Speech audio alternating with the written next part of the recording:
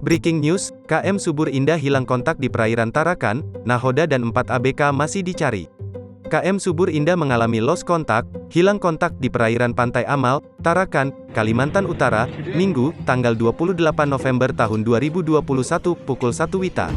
Kepala Kansar Tarakan, Amiruddin melalui DD Haryana Kasih Ops Kansar Tarakan saat dikonfirmasi tribunkaltara.com mengatakan, pihaknya menerima laporan pada pukul 9.20 WITA, Senin, tanggal 29 November tahun 2021. Tim langsung berangkat bersama 6 personel SAR menuju lokasi kejadian, LKP, dengan estimasi tiba sekitar 20 menit.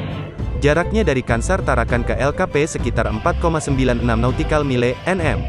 Awalnya Basarnas menerima informasi dari pemilik kapal bahwa terjadi kecelakaan sekitar pukul 1 WITA. KM Subur Indah lost kontak diperkirakan di perairan Pantai Amal.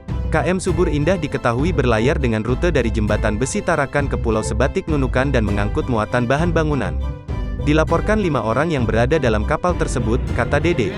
Kelima orang tersebut hingga saat ini dalam proses pencarian diantaranya ada Tahir, 30 tahun, sebagai nahoda, beralamat di Desa Bukit Aru Indah Kecamatan Sebatik Timur Kabupaten Nunukan.